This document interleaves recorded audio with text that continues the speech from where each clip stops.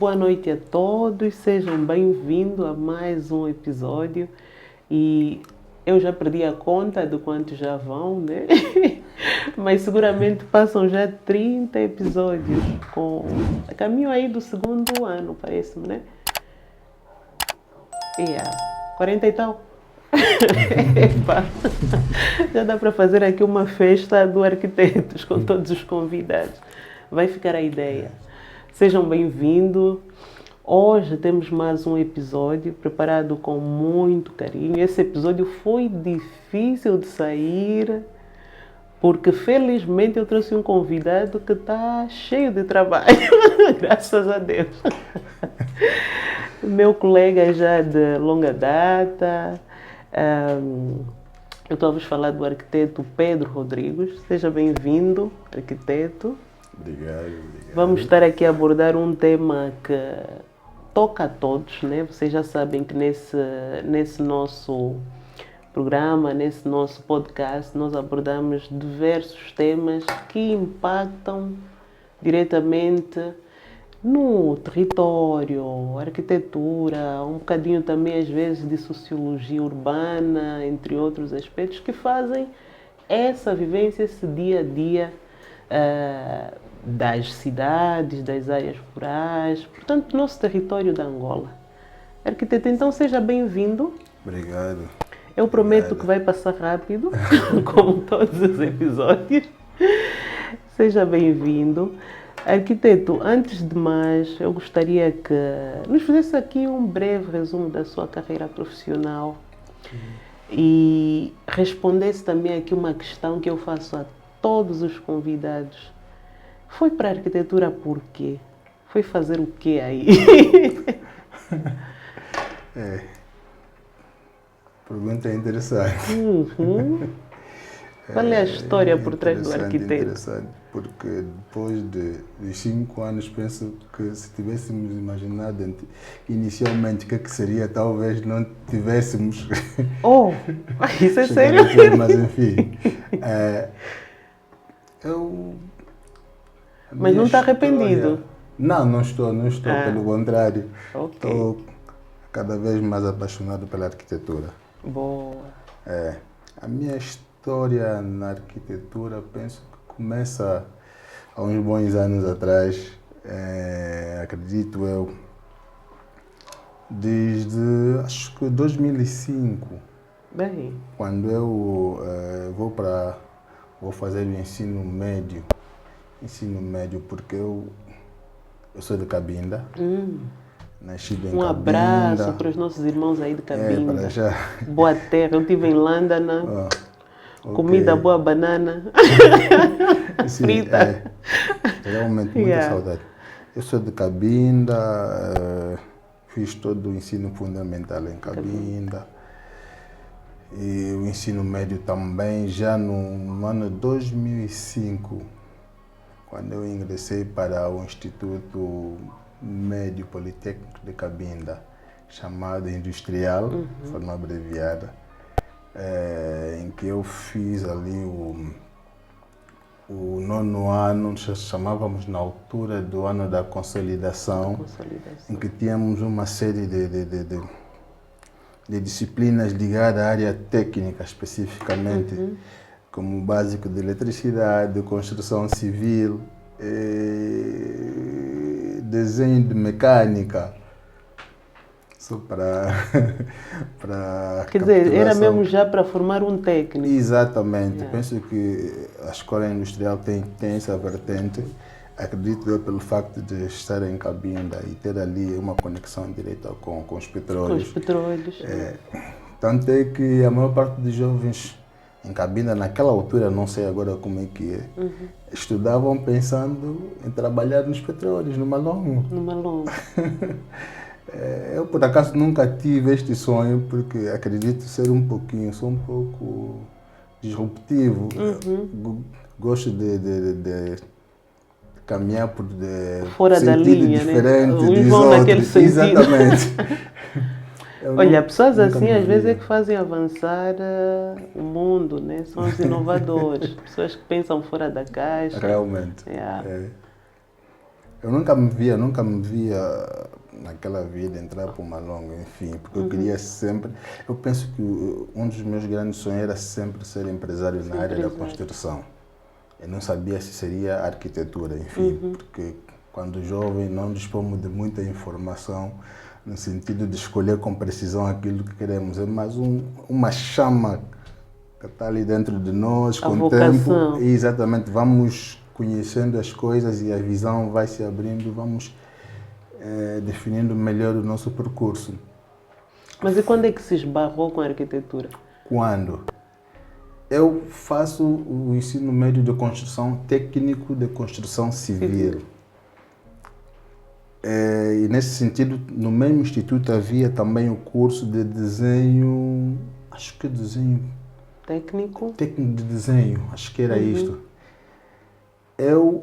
Eu queria candidatar-me ao curso de técnico de desenho para fazer arquitetura. Só que por não compreender bem a coisa, eu vou para a construção civil. E nesse percurso, no ensino médio, eu fui um aluno sempre muito pragmático, muito destacado. Eu fui fazer construção civil, mas começava a ter muita inclinação para a área do desenho. E surge uma vez um dos professores. Ele mandou-nos fazer um trabalho. Acredito que foi no ano de 2006 ou 2007. Bendito professor, né? Que eu mando já aqui um abraço. Não sei como é que o professor chamava-se Zebi. Mandou-nos fazer um trabalho e na altura eu já dispunha de um computador. Sendo técnico de obra, fazer um trabalho, eu peguei, havia um programa no Windows chamado Paint. O Paint. Exatamente. Eu desenhei, ele mandou-nos fazer desmontar a fachada de uma residência. E fez tudo no Paint? Eu fiz tudo no Paint. E quando vou para a apresentação, ele ia recebendo o projeto dos colegas, a minha vez ele chamou-me lá para frente. Ô Pedro, vem cá. Você fez o computador, fizeste o projeto no AutoCAD, não é? AutoCAD? Que é isso? Eu não sei o que é isso. AutoCAD? Não, sim, tu fizeste isto. Não, professor, eu não conheço. Nem sei o que é AutoCAD. Aí é. Ele diz-me assim, tu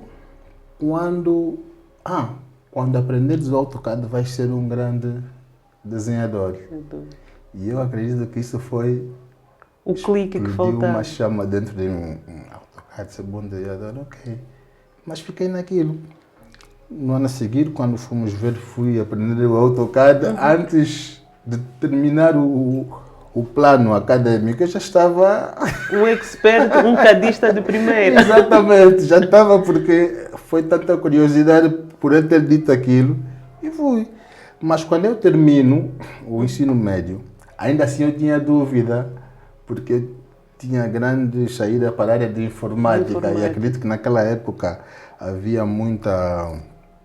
Os jovens que estava na moda, não é? Fazer informática, ser técnico em informática, engenheiro informático. Eu também Quer dizer, hoje ainda, pelos vistos, essa moda está voltando. Já não é moda, parece uma exigência da atualidade. Sim, sabe exatamente. que eu às vezes também fico aqui a refletir, eu tenho uma paixão por engenharia informática também. Às vezes fico aqui, epa, será que ainda vou a tempo de fazer aí? Olha... Mas acho que a cabeça já nem aguenta. Não, mas enfim. A partir dali que eu... Mas fez o médio todo em Cabinda, depois vem para Luanda, todo né? Todo em Cabinda. E no ano de 2008 eu fechei o ensino médio em técnico de construção civil. Com distinção, né? Sim, você já era sim. Um grande acadista, sim, imagino. Tive alguma distinção, porque acredito que a minha defesa foi muito boa na altura, e com uma nota muito alta. Depois, quando termino, estava em dúvida se fazia construção, seguia construção ou... arquitetura. Sim, não, se era engenharia ou informática. Mas tenho um amigo, primo, não é? Muito chegado, que eu mando um abraço desde logo, o Avelino Miranda. Em conversa, ele disse-me assim, ele conhecia-me muito bem. Ele disse-me, por que tu vais fazer informática quando é algo que naturalmente sai dentro de ti? Por que não faz algo que seja mais desafiante para ti? Eu, como acreditava muito nas coisas que ele dizia, acredito muito, e foi assim que eu decidi avançar para a arquitetura. Já. Mas houve grandes desafios, foi um momento um pouquinho complexo, porque na altura, em Cabinda, não dispunha de grandes condições. É uma boa universidade para a área da arquitetura. Nesse caso, teve que se mudar para Luanda? Exato. Quer dizer, a minha paragem em Luanda não foi premeditada, foi algo espontâneo. Aconteceu por mera casualidade. Porque na altura eu queria estudar fora. Disse, não, vou fazer arquitetura, mas vou estudar fora de Angola. Se for isto, eu não... Não vale a pena. Então, eu ia criando condições para ir para fora do país, mas isso por intermédio de uma tia, mas não foi possível. Só que o que acontece? Eu pedi à minha tia com quem eu vivia, porque meus pais na altura já estavam em Luanda, eu decidi ficar em Cabinda por causa de todo o ambiente, já conhecia muita gente. Os amigos, a vida social que sim, a igreja, enfim. Decido ficar em Cabinda, mas nesse espaço do fecho do ensino médio, eu venho para Luanda para 2 semanas tratar do passaporte. E poder, quem sabe, viajar e ir para fora. Só que depois a viagem já não se efetivou, então eu decidi que também não regresso para Cabinda, fico aqui. Tanto é que eu deixei quase tudo que eu tinha em Cabinda, porque eu vi rápido. Também já foi uma mudança total. Exatamente, porque a partir de hoje eu vou lutar, tenho que encontrar caminhos para sair do país ou me formar. Exatamente. Tenho que encontrar, porque ali não vou conseguir. Eu fiquei cá 3 anos sem estudar, porque não aparecia oportunidade. As oportunidades que apareciam era para fazer outros cursos. Me disse, não, se eu tiver que desviar, eu não vou estudar. Eu tenho que me formar na arquitetura, ou então... Não é nada. Não é nada, eu vou fazer um outro curso na área que não seja o superior, mas que... Essa é a minha área. Mas é isso, a história que o arquiteto está a contar me faz aqui refletir na necessidade de um acompanhamento nas nossas escolas, das crianças, né?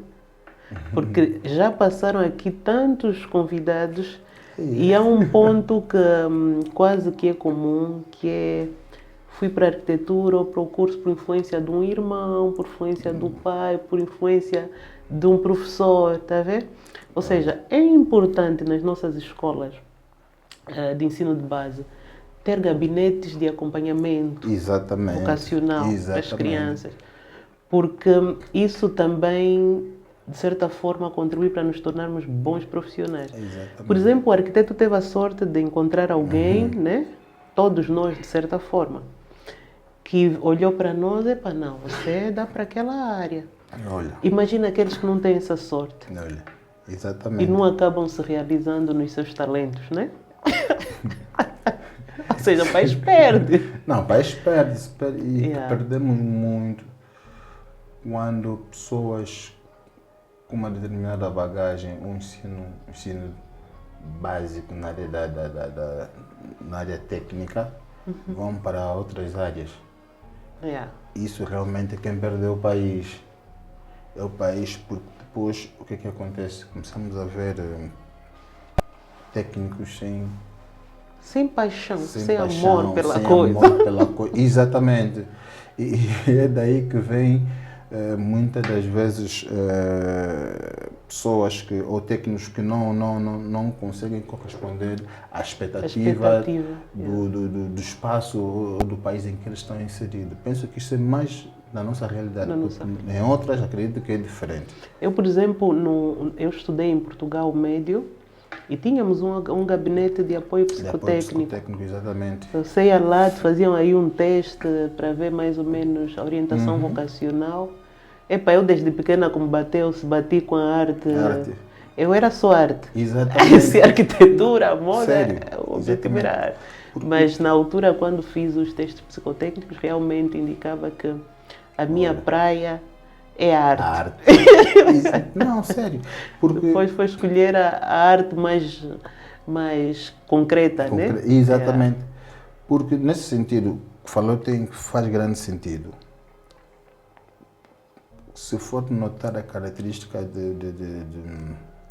arquitetos, ou 50% a 60% deles têm domínios de outras artes. Que não é só a arquitetura, como a música. Exatamente. As artes plásticas. Olha, da outra vez esteve aqui um dos nossos então, colegas que é ator, né? Exatamente. Então, você começa a ver que as pessoas, querendo ou não, eles estão vocacionados ou foram vocacionados por natureza a seguir uma determinada linha. E quando essas pessoas não têm acompanhamento na fase embrionária da sua formação, acabam se perdendo. É fatal. E a carreira e a faculdade, como é que foi? A faculdade, depois, em 2012, eu fiquei de 2009 a 2011 sem estudar. A lutar sempre por uma bolsa. Apareceu-me uma bolsa posterior, mas por questões ali à minha vontade acabei perdendo também. E eu fui entendendo que de alguma forma não era para ser. E foi quando eu recebi uma proposta de um tio meu, irmão da minha mãe. Ele na altura já era empreiteiro de construção. Ele falou comigo assim, o que tu achas em vir trabalhar para mim e eu vou pagar a tua formação e tu passas a fazer os projetos da minha empresa. Isso foi no ano 2011. Bem, foi uma proposta irrecusável, né? Sim, eu precisava, era o que eu esperava naquele momento. A prática e a formação olha, ao mesmo tempo. Aquilo serviu como uma luva. Aí, tá bom, vamos lá. Isso foi em 2011. Mas eu penso que, de certa forma, a aparição dele nesta história foi mais como uma mola impulsionadora, como quem diz, não. Quer dizer, ele serviu para mostrar que eu conseguia ir além daquilo, porque nós trabalhamos e quando eu entro para a faculdade, o primeiro ano, foi numa privada, eu já não queria estudar numa universidade pública. Isso por razões muito, muito óbvias. O acesso era difícil? Não tem a ver com acesso. Eu penso que isso é um assunto para outros foros. Um pouco cabeludo, subjetivo, mas né? Importante, eu preciso falar aqui. Yeah. Eu tinha algum receio da universidade pública, porque eu já vinha de uma escola pública e aquele processo burocrático, o posicionamento dos professores. Eu digo isso sem medo de errar e assim a rede, não é? Eu sou o professor, você é o aluno. Exato, o posicionamento, eu olhei para mim mesmo, porque eu tenho uma característica um pouquinho conflituosa. Eu gostava, agora começo a ser um pouquinho mais moderado. Quer dizer, os professores têm uma forma de ser estar que eu acho que é importante também começar, é importante rever-se. Porque a Universidade de Arquitetura conta muita história de estudantes que desistiram por causa do posicionamento de alguns professores. E eu olhei para mim mesmo e disse, olha, eu ir de novo para uma universidade pública, vou só lutar que eu sofri, então professor. Eu vou para uma privada. Não, mas eu acho que isso até, pronto, nós de facto aqui tem essa dificuldade. Mas eu penso que em algumas faculdades de arquitetura, de um modo geral, às vezes os professores são muito agressivos. Eu tive colegas que choravam. Eu, aliás, lembro-me de coisas agressivas e fiz o curso em Lisboa, que o professor me disse que eu fiquei, mas assim, então, qual é o problema? Ele fiz o quê? Me conhece de onde? Que você ou és muito forte, ou desatas a minha chora, você fica assim, mas que é isso? Não é fácil. Eu, por exemplo, eu sempre, desde essa experiência que eu tive com um professor que disse-me coisas horríveis, eu disse, se um dia eu for docente, né, e eu sempre tive essa potência também, não quero ser esse tipo de professor. Não. Que são pessoas, não são propriamente objetos. Então, e a vida profissional, Pedro? Como é que estamos? Quer dizer, estamos bem, estamos num processo de muita luta. Muita luta porque há uns anos para cá, deixa eu só dizer, eu quando eu terminei o superior, a faculdade, não é? E eu tive pretensão de criar algo pessoal, uma empresa, na qual eu daria seguimento ao meu curso, porque eu de alguma forma gostaria sempre de ser, tinha sempre a potência de ser, trabalhar de forma autónoma. Porque eu acho que sou uma pessoa que tem muitas ideias, espírito livre, criativo. Então, não me sinto bem quando estou num ambiente que tenho que trabalhar com algumas limitações, porque isso é normal. Por exemplo, se eu estiver a trabalhar com alguém teu superior, claro que tu tens de andar dentro da política da empresa em que tu estás inserido, não é? E não tentar ser ali o super-homem dentro da empresa, de uma empresa com uma cadeia de comando predefinida. Diz o ditado que o bebê não pode esticar a perna na barriga da mãe. Exatamente. Então, eu sempre queria investir no ramo empresarial, tanto é que depois de terminar o médio ainda trabalhei para alguém durante cerca de 2 a 3 anos. E eu deixo isso como um grande exemplo. Para aprendizado. Sim, para aprendizado. Na altura, eu quando terminei o ensino superior, eu queria logo embarcar para o privado, mas este meu tio chamou-me porque ele conversa muito comigo. Eu penso que ele foi uma pessoa muito importante na minha vida porque ajudou-me a direcionar para aquilo que era a linha em que eu deveria seguir. Tanto a nível de... Ele não é arquiteto. Tanto a nível de posicionamento dentro da área da arquitetura. Foi ele quem me deu o toque. Diz, olha, você tem que ser um arquiteto assim. Brutal.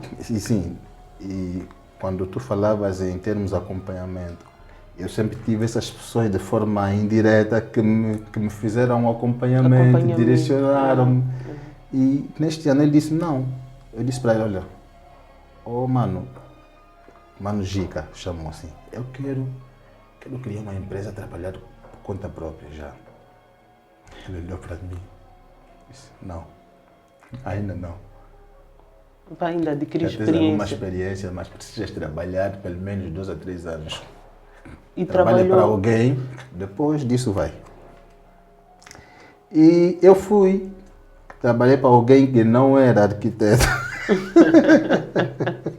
Mas que tinha uma empresa de arquitetura. Exatamente. Não aprendi com ela matérias ligadas à arquitetura, mas aprendi outras coisas do ponto de vista de posicionamento como empresário, como gestor. Foi minha madrinha, no caso, ela não é nada arquiteta.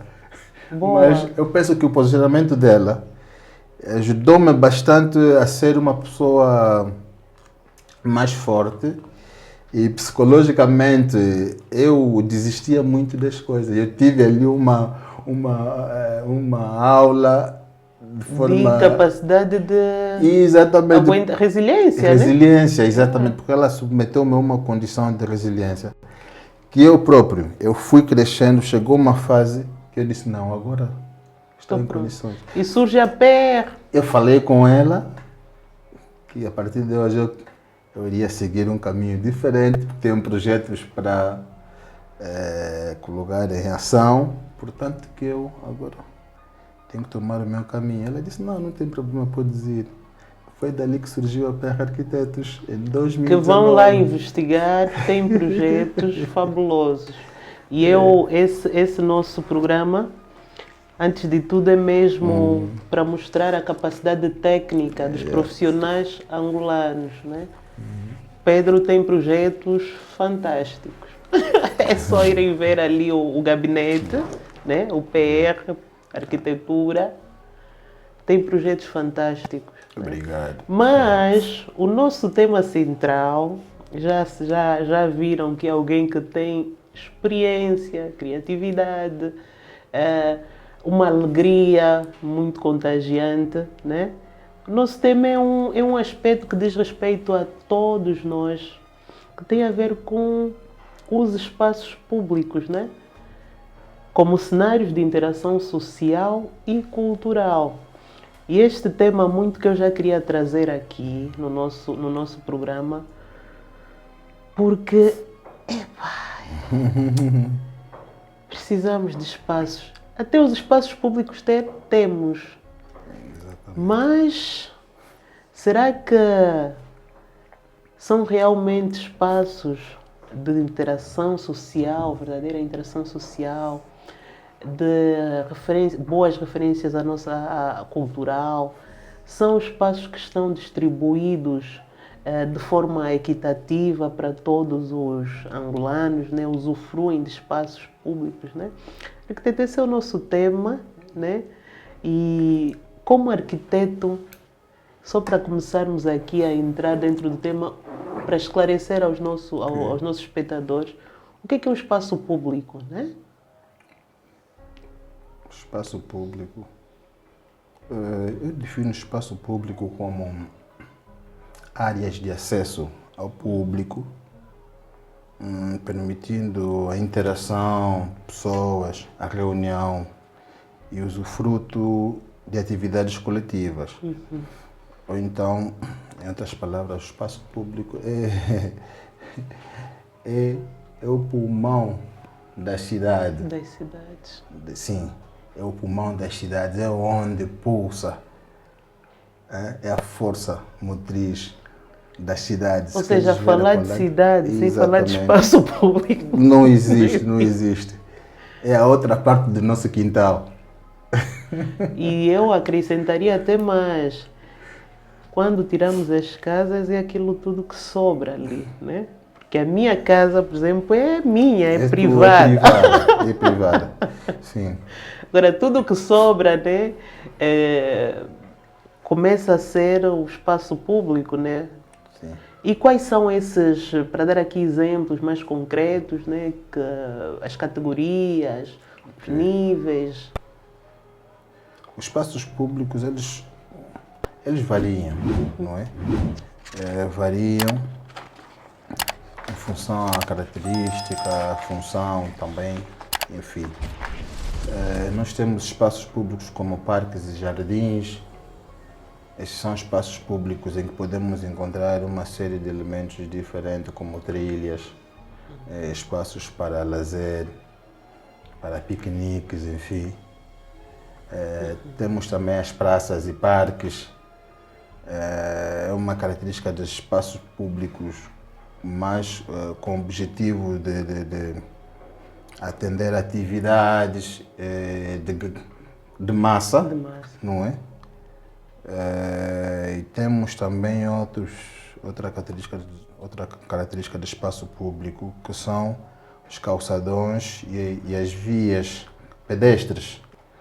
Enfim, são isto. Mas podemos ver, em função do que disse há pouco tempo, os espaços públicos também, as estradas também são espaços públicos, né? Apesar de que nós na arquitetura não caracterizamos como tal, pois as atividades inerentes desse espaço, estrada, é muito em função da movimentação de veículos, mas também é um espaço público, também entra nesta categoria. Então, são mais ou menos os espaços públicos. E esses espaços são relevantes para quê, né? Às vezes as pessoas estão aqui a nos ouvir falar, espaço público, se calhar há pessoas que vivem em zonas que esses espaços não estão devidamente qualificados, vão surgindo espontaneamente. Okay. Qual é a real relevância de termos espaços públicos, sobretudo espaços públicos qualificados, né? Okay. Nas nossas cidades, se calhar também nas nossas áreas rurais? Qual é a importância, né, desses espaços para a qualidade de vida das pessoas, né? Eles são de grande importância, porque os espaços públicos têm uma função fundamental naquilo que é a congregação de pessoas de vários estratos sociais, idades, nacionalidades, permitindo com que a partir daquela conglomeração haja ali a identificação da comunidade. Não é? Porque disse que é no espaço público onde se cria o sentido de comunidade. E a arquitetura tem essa função, a partir dessa interação entre pessoas de diferentes culturas, idades, costumes também. Por intermédio desse espaço público, nós encontramos ali algo em comum em que fundimos as variações dos nossos hábitos e costumes, de forma a moldarmos um comportamento que define,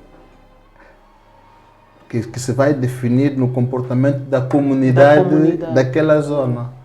Portanto, o arquiteto colocou aí uma palavra no meio da sua fala que é muito interessante, a arquitetura, o arquiteto, né? Exatamente. Realmente é atribuição só do arquiteto criar esses espaços? Ou qual é o papel, qual é a importância dos arquitetos, né? Okay. Na definição desse espaço público? Okay. Eu penso que o espaço público em si não é o fim último da ação do arquiteto. Porque o espaço público vem muito antes. Ele tem que vir primeiro da necessidade do próprio Estado entender da importância da implementação deste projeto. Este é o primeiro passo. Ou seja, no domínio das políticas públicas. No domínio das políticas públicas é preciso entender a necessidade da implementação dos espaços públicos antes de entrarmos em questões meramente técnicas.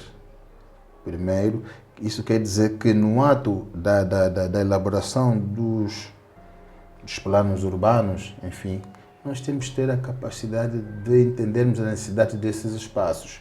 Porque se não se tiver a consciência desta necessidade, todos os passos subsequentes serão inválidos. Vamos ver que o projeto vai contrastar-se com uma série de problemas, situações que em tão pouco tempo teremos espaços não funcionais. Quer dizer, digamos que esses espaços não podem ser aquilo que sobrou. Exatamente. Não pode. Não pode ser entendido. Olha, sim, eu fiz, e hoje em dia até chama-me bastante atenção esse aspecto que o arquiteto mencionou, né? Hoje no nosso país tem-se debatido muito a questão da habitação, políticas da habitação, entre outros aspectos. Mas nós, às vezes, esquecemos que essas habitações têm que estar integradas e também providas desses espaços. Exatamente. Tem que existir esse equilíbrio. Ou seja, Exatamente. Esses espaços não devem ser só consequência daquilo que sobrar quando nós pensamos na habitação. Olha, restou ali um espaço, então ali cabe lá um jardim. Realmente. A questão que colocou anteriormente, assim, eu dizia que tem que começar por aquela gente que tem a função de definir as políticas públicas. Depois, os urbanistas, quando entrarem em ação, é preciso que eles tenham a plena noção da implementação desses espaços dentro do plano, para quando o arquiteto entrar por sua vez. Também trabalhe sobre este princípio e venha aplicar aquilo que nós chamamos os elementos fundamentais para a concepção de um projeto de um espaço público, por exemplo, não é? temos que ter ali a questão, tem que ser revista a questão da segurança, a questão da viabilidade, a sustentabilidade e a flexibilidade dos espaços, não é? Porque quando entra esses elementos, quando começamos a falar desses elementos dentro da criação dos espaços públicos. Ou seja, a caracterização desses espaços. Exatamente. Quando começamos a ver esses elementos ali inseridos, o que significa que o nosso, ou a nossa ação como tal, começa a ter uma característica, um posicionamento completamente diferente e diferenciado do ponto de vista de que não adianta fazer um espaço público se não tivermos em conta a questão da segurança. Das infraestruturas também. Não podemos ter um espaço público se não haver viabilidade econômica para fazer o quê? A manutenção periódica. Penso que isso é fundamental, porque nós, no nosso contexto, temos alguns espaços públicos que, se formos notar, falta da viabilidade econômica. A sua sustentabilidade. A sua sustentabilidade econômica. Vemos que esses espaços são edificados hoje, mas daqui a 3, 4, 5 meses está todo sem vida, degradado. Depois, a questão do impacto ambiental. Se vamos projetar um espaço público, como é que esse espaço, como é que vamos minimizar a ação do impacto ambiental em função desse espaço? Porque sabemos que os espaços públicos, sobretudo as calçadas, os calçadões e as vias de pedestre, têm um grande impacto ambiental em função do tipo de materialidade que eles comportam. Então é preciso avaliar todos esses elementos, até mesmo o próprio impacto que esses espaços têm sobre os utentes. Os utentes. Mas agora que fala nos utentes, veio-me aqui agora um aspecto que é mesmo do nosso tema, que é o fator cultural.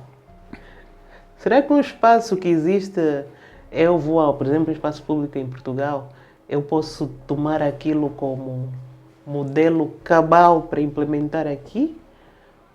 Ou essa questão que mencionou, o utente, é um elemento central para a definição desses espaços? Por exemplo, o fator da cultura, né? Ok. Esta pergunta é interessante. Interessante porque acredito que é interessante e intencional. Sim, eu acredito porque como arquiteta eu entendo bem a objetividade desta questão. Porque num tempo para cá, nós angolanos, digo isso, temos estado a importar muitos projetos, tanto a nível de edifícios como a nível de espaços públicos. E que volta e meia vemos esses projetos inseridos em zonas com um pendor cultural muito forte, em que esses projetos, em vez de virem e a crescer valor, agregar valor à cultura, pelo contrário, vem retirar. Cria uma descontextualização tão grande, em que acaba sendo uma das formas de aculturação também, em que nós, como profissionais da área, deveríamos ter mais cuidado, sobretudo aquele elemento em que eu citei anteriormente, que tem a responsabilidade da aprovação dos projetos. Tem que ter esta noção. Eu, por exemplo, o ano passado estive no Congo, em Kinshasa, e observei muito a estrutura urbana, né, de Kinshasa, e chamou-me a atenção que eles tinham passeios com aproximadamente 20 metros ou mais. Passeios. Barcelona encontras com 6, 7, mas ali eram 20 mais. E não numa zona, nem era no centro da cidade. No centro da cidade tinha, mas mesmo em áreas de periferia, também tu tinhas passeios Eu saí à noite que é para perceber que uso era dado aquele passeio. Aquele passeio. Epá, numa noite eu vi o funeral acontecer no passeio. Uhum. Vi mesas no passeio, aí grandes... As maratonas. Grandes confraternizações. Sim, exatamente. Com as mesas cheias lá, com aquelas as cervejas maravilhosas. Quer dizer, uma vida toda que se faz ali naquele passeio. Exatamente. E nós também não estamos muito distante do ponto de vista cultural daquela realidade, né? Não porque os nossos funerais, a rua, que é um espaço público também, às vezes há um funeral em que quase toda a rua é fechada porque as pessoas não têm onde sentar. Exatamente. Quer dizer, todo o desenho do nosso espaço público podia ser também repensado à luz desses nossos hábitos culturais, não? Sim. Eu penso que interpretar a arquitetura é uma tarefa complexa para quem não é da área. Para quem não é da área, porque a arquitetura ela não nasce simplesmente da ação técnica, como muitos acham que o arquiteto vem, faz uns bonecos, uns bonecos, uns desenhos. Às vezes somos confrontados com algumas pessoas que dizem assim, olha, quero só um boneco. Sim. Não entendem que a própria arquitetura em si... E há o da planta também, faz só uma exatamente. planta. Eu uma vez eu não sou jardineira. Eu sou Sério? jardineira. O desenho em si é consequência de um estudo teórico do comportamento social, a própria economia, comportamento cultural. Quer dizer, uma série de elementos que são chamados aqui são estudados, bem esmiuçados, com o auxílio de várias áreas do saber, para que depois surja o próprio projeto em si. Isso que traz aqui a questão dos nossos irmãos do Congo. Congo Democrático, não é? Uhum. Exatamente. Eles têm uma forma de ser Estado muito peculiar, em que muitas das vezes, quando nós observamos aqui, isso acaba nos chocando, mas é a forma deles de ser. Os hábitos e costumes. Estou a amar aquela vida. Eu então, gosto de cidades exatamente, pulsantes. Eu acredito que eles, de vida. para definir aquele modelo de espaço público, é porque fizeram um estudo em função das necessidades das comunidades que eles têm, como é que elas se comportam. Porque um dos grandes erros da arquitetura, às vezes, é fazer o projeto em função da necessidade de quem vai implementar, ao invés de ser em função da necessidade de quem vai usar. Uhum. De quem vai usar. Porque às vezes é mais fácil fazer um parque público apenas dentro de uma área de preservação ambiental e deixar assim se meter, porque o orçamento não é suficiente, do que fazer ali, por exemplo, um parque público em condições que as pessoas não usam com adequado nível de segurança, de salubridade e toda a série de elementos que venham agregar valor e a qualidade de vida dos utentes ou do cidadão. Então nós temos que ter essa percepção de que a arquitetura... Eu acho que às vezes falta também a consciência profunda do que esses espaços representam. Exatamente. Porque eu vou vendo por aí espaços que outrora tinham muito valor em termos de qualidade e que vão se degradando. E às vezes espaços que se criam, mas só por ter, né, para ter tá ali um jardim ou está ali uma praça. Mas depois, do ponto de vista da vivência que aquele espaço deve acolher, do ponto de vista daquilo que esse espaço pode representar, exatamente, desde o fortalecimento dos laços familiares entre um pai e um filho, uma mãe e a sua filha, né? Quando vai fazer uma caminhada, quando vai fazer um passeio, quando vai passear o seu cão, o passarinho, se também vai lhe passear, né? Às vezes falta entender esses espaços como autênticos contentores de vida, né? E numa altura em que nós estamos viciados nos telemóveis e nas plataformas digitais. Sim. Se notar nos últimos tempos o nível de doenças que são originadas pela obesidade tem aumentado de forma assustadora. Assustadora porque com o advento da evolução tecnológica, as pessoas tendem a ficar muito tempo sob o efeito ou sobre a ação dos equipamentos tecnológicos. E nesse sentido, isso inibe com que a pessoa tenha uma qualidade de vida ou um estilo de vida mais propenso à prática desportiva. E nesse sentido, vamos ver que as pessoas vão se tornando mais sedentárias e, consequentemente, vão adquirindo enfermidades de fórum, sei lá, de fórum... Até psicológico. Psicológico, também, por exemplo. Sim, psicológico. Porque a questão, a matriz pela qual a tecnologia está-se a desenvolver é na perspectiva de fazer com que os seres humanos mantenham-se mais tempo conectados. Ou seja, qualquer dia os arquitetos vão ter que projetar espaços públicos virtuais, não é? Então, há uma luta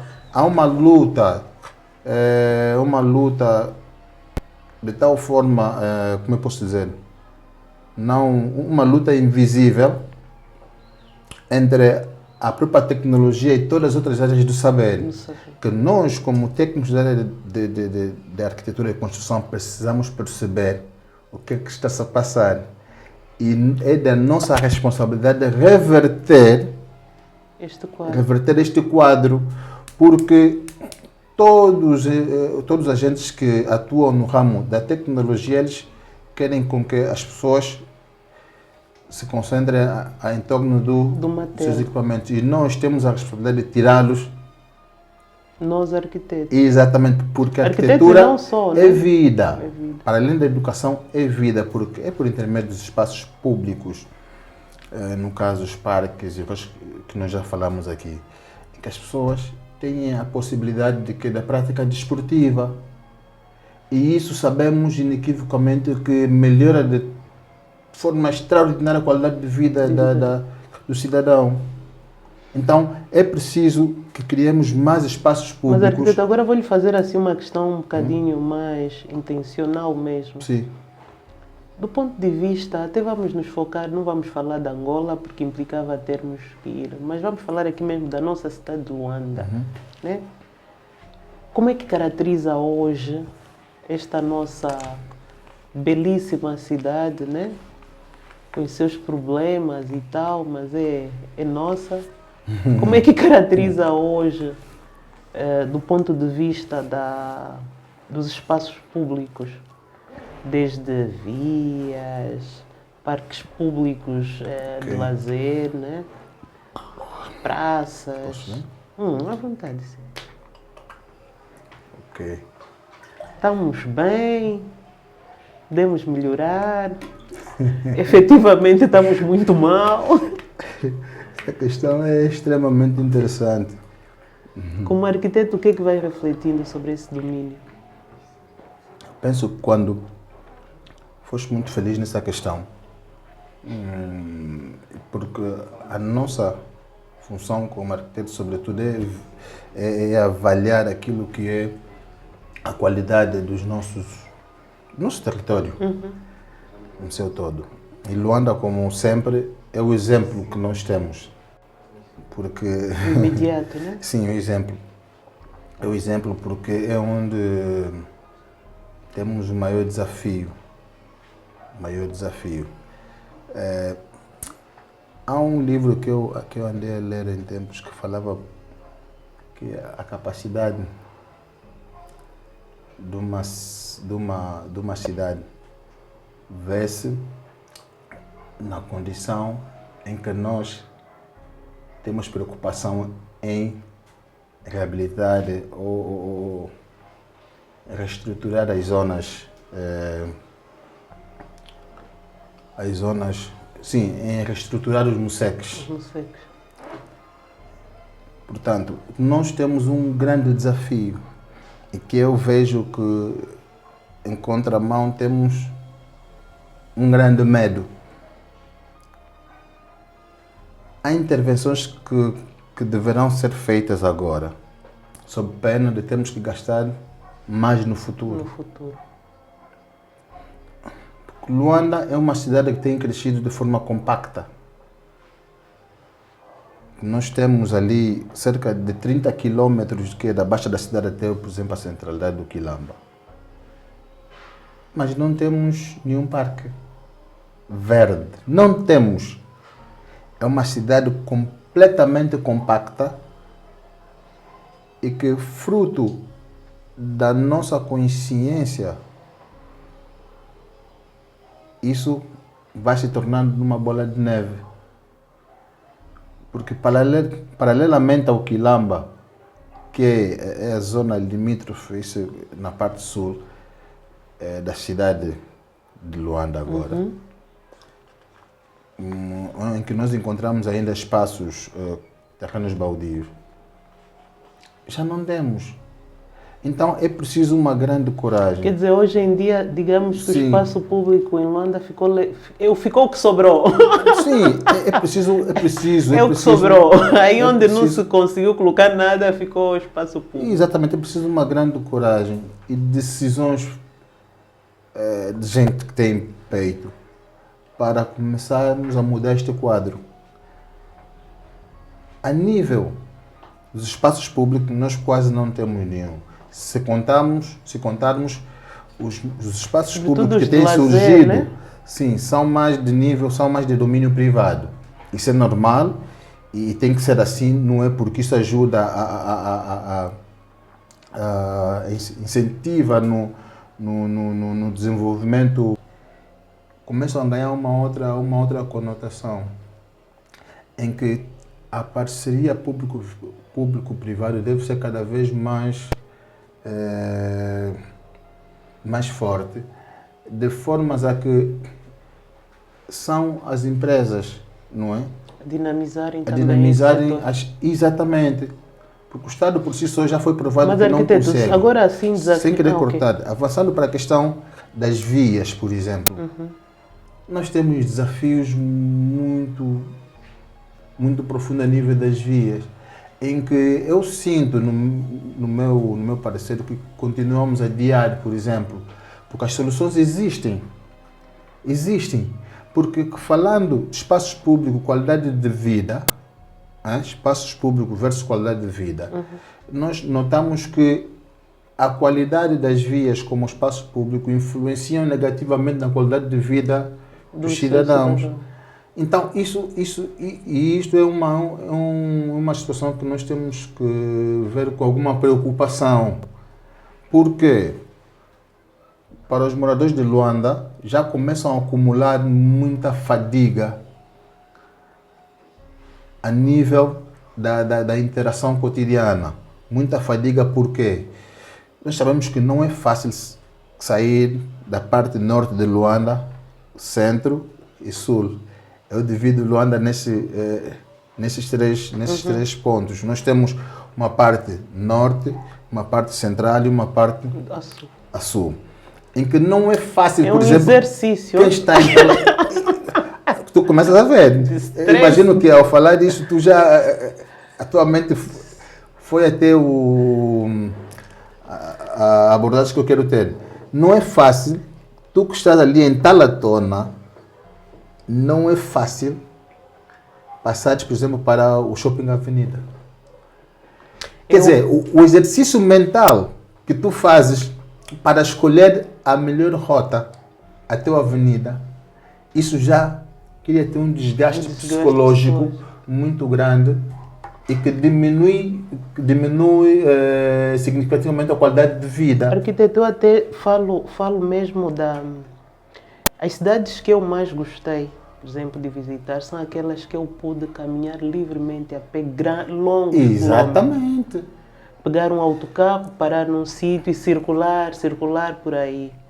e nós ainda temos essa dificuldade. Exatamente.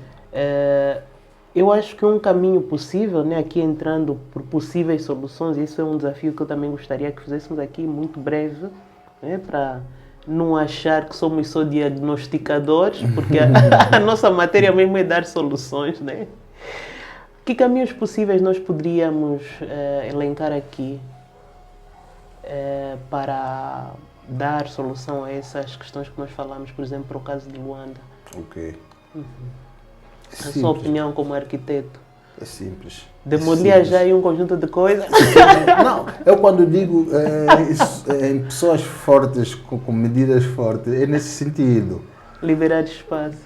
Porque gerir uma cidade que pressupõe ter coragem de tomar grandes decisões. Aquela aí, a reestruturação do comércio foi uma boa decisão, na tua opinião? Exatamente. Tudo que vem agregar valor à vida urbana. A vida urbana temos que receber de bom grado, mesmo que isto implica não digo prejuízo, não é? Mas eu sei que os arquitetos às vezes defendem muito isso, a permanência de certas pessoas em determinados locais. Mesmo que isso implica como é que se diz? A criação de... Há uma expressão que nós utilizamos... A remoção... sim. A remoção de uma determinada comunidade de um ponto para o outro. Desde que isso venha agregar valor, a ideia é boa, desde que essas pessoas, ao serem realocadas, não sejam largadas à sua própria sorte. Sem querer cortar. Continuando, a questão qual a solução daria? Por exemplo, nós precisamos liberar mais espaço para a criação de espaços, de áreas, de espaços públicos. Isso é fundamental. E nós poderíamos ver, por exemplo, por setores, fazer a divisão da própria cidade em setores, não é? E com base nesses setores, nós, por exemplo, da Maianga ao Rocha, por exemplo, que sei que tudo ali fazia, não sei agora como é que está em função dessa nova divisão política administrativa, mas enfim. Estamos todos a nos adaptar. Sim, vamos dizer, da Baixa da Cidade ao Rocha. Você está vindo do Icolibengo, às vezes nem te das conta que já entraste em Manga. Por exemplo, do centro da cidade ao Rocha, temos que criar ali um pulmão.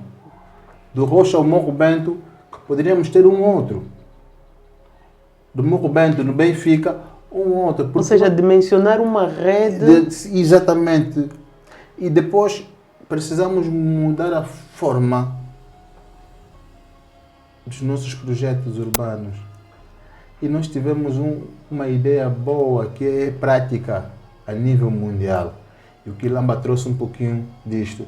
Só que começamos a ignorar em que os acessos às moradias não devem começar nos novos traçados urbanos, caso isso aconteça. Não devem ser feitos pelas vias principais, mais uma vez. E nós viajamos muito, mas coisas boas, nós às vezes, demoramos muito para implementar. A nível, por exemplo, das vias, nós podíamos ver a questão, por exemplo, aqui temos problemas na Via do Patriota, temos problemas também ali no Gamec, na antiga rotunda do Gamec, aí no nosso centro. Temos problemas do tráfego também ali na FAPA, que têm soluções fáceis. Por exemplo, de manhã, quando nós vamos à Baixa, por exemplo, fazemos quase 1h30. Mas sabemos onde estão os maiores problemas, quais são os pontos de estrangulamento. E é a partir desses pontos que nós deveríamos começar a intervir, de formas a criar passagens de níveis.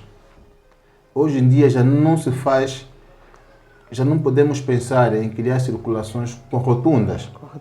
Precisamos acabar com isso. Precisamos acabar com isso. Por exemplo, para quem vai aí na FAPA, já deveríamos criar uma passagem de nível que levasse para dentro do Cacenda. Ali pegávamos, uns passavam por baixo, iam lá para a FAP, os outros passavam para cima, entravam diretamente para o Cacenda. Temos ali a Rua do Felício, não é? A partir dali, já davam continuidade.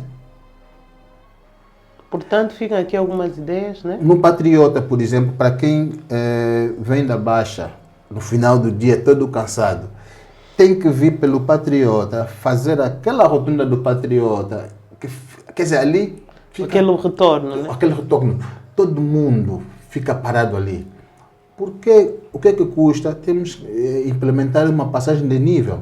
Desculpa, um viaduto. Eu falava aqui em passagem de níveis, não, são viadutos, por exemplo. Para alguns casos, né? Sim, para retirar o trânsito da estrada do Patriota, da Rua do Patriota, e levar para uma via auxiliar, a via expressa, e depois dava acesso para a via principal. Isso são soluções fáceis, em que se colocados em prática hoje, amanhã a solução amanhã está resolvida. Eu, por exemplo, questões que eu poderia agregar aqui, estamos mesmo já a fechar, passa rápido, como viu, e esse tema não se esgota aqui. É sobretudo criar essas bolsas e sobretudo conectá-las. Porque de nada me vale criar, por exemplo, bolsas de espaços públicos, de parques públicos, entre outros, se eu não estruturar os eixos de conexão entre esse sistema. Exatamente. Para que as pessoas possam lá chegar de viatura, a pé, de bicicleta, o que for, né? Então, ter nós precisamos de estruturar a rede de Luanda, de espaços públicos de Luanda, desde vias, parques públicos, reabilitar os que existem. Nas áreas periféricas, mais desordenadas, liberar espaço para promover também a criação deste...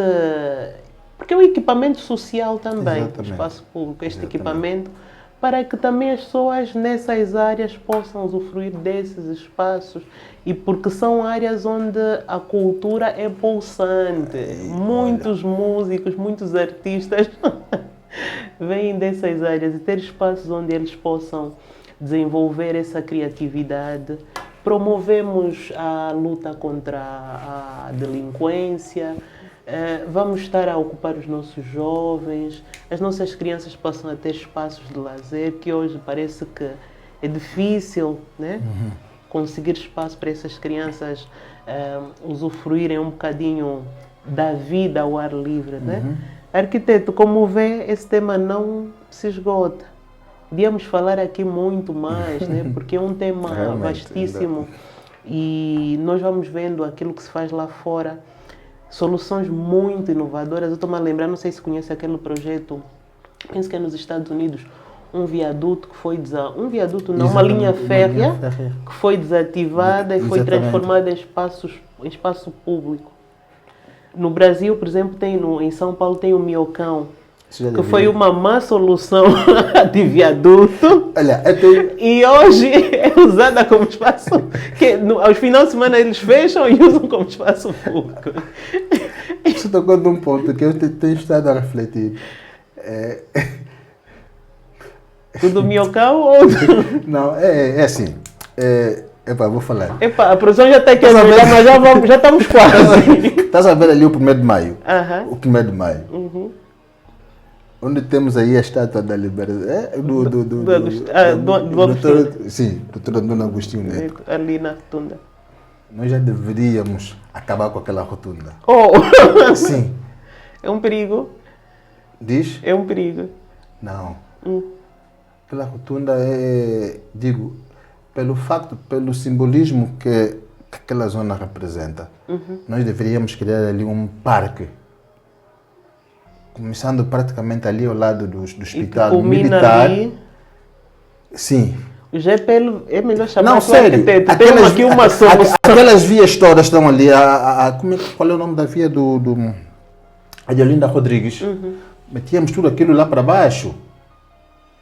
Aquela zona toda, um parque. Exatamente. Vem desde... com vegetação, aquilo tudo, aquela zona toda. Uma coisa louca. Exatamente, aquilo que culmina na zona da Rotunda. Exatamente. Portanto, estamos a falar aí de uma praça enorme. Uma praça, daria maior compro ênfase. A ideia.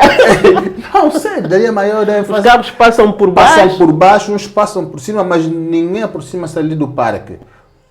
Muita vegetação e nós teríamos uma melhor referência para aquela estátua. Doutor Nunes, não perca aqui o arquiteto. Sério? Isso são coisas fazíveis e que daria-nos uma imagem de cidade espetacular. Porque até dava para meter uma estação de metro lá embaixo. Por que não?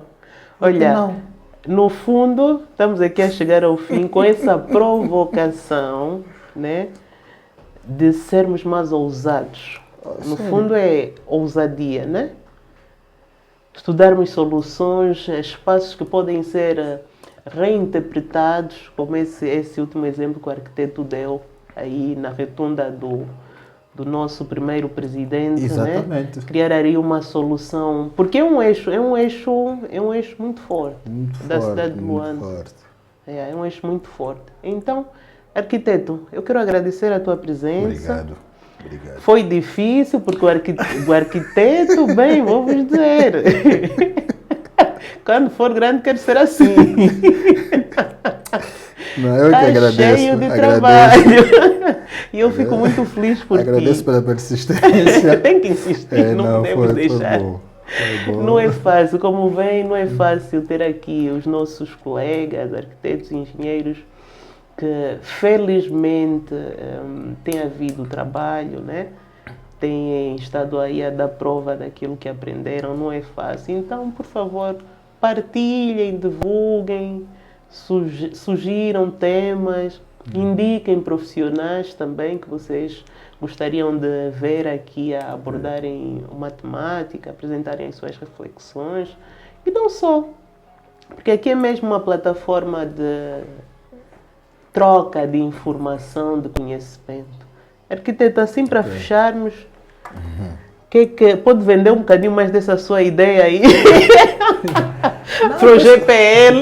Eu penso que a ideia está até pode já esquiçar aqui. Está vendida para mais. Só para fecharmos, podemos já fechar aqui o programa, o arquiteto a fazer a solução. Sim, e nós podemos falar mais sobre o assunto. Mas, enfim, eu penso que o programa é muito interessante. Obrigada. E parabenizar, pedir que continuem com esta onda aqui entre jovens, com essa vibe, porque é muito importante que nós tenhamos, se não temos espaços em outros fóruns, é importante que nós mesmos criemos as nossas oportunidades. E eu penso que têm feito um grande trabalho, portanto, estão de parabéns a toda a equipa, que continuemos assim. Eu penso que a cidade, o país é nosso, nós somos jovens e não com a velocidade que esperávamos, mas estamos a conseguir nos impor, porque não tem sido fácil. Mas também tenho dito que não vamos aparecer chorando, é trabalhando, é mostrar que também somos capazes e temos estado a fazer isso, cada um na sua área de atuação, mas temos estado a dar cartas e a mostrar que nós temos ideias e temos competências para fazer do país cada vez melhor. Fazer acontecer. Exatamente. Mas estou assim para fechar, só vou já te deixar um desafio mesmo. Materializa-se essa ideia, depois chuta aí uns renders no Facebook, na página da PR. Por que não? Arquiteto com 2 toques, chuta ali.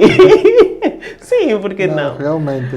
Costuma-se dizer, sonhar não se paga. E nós temos mesmo as ferramentas de desenho. Eu penso que eu vou colocar esse desafio, depois eu vou. Sim, por que não? Quem sabe? Não aproveitar que está o ganho. Realmente. Tá bom, arquiteto. Estamos juntos então, nos acompanhem, partilhem e até o próximo episódio, que vamos ter aqui uma engenheira. Vamos alternando engenheiros, arquitetos, outros profissionais e assim o nosso comboio. E fica aqui, se calhar, temos que juntar todos os convidados. Já são 40. Hã? Promover aqui um encontro de debate. Uma mesa redonda, tá bom. Até já. Estamos juntos. Até o próximo programa.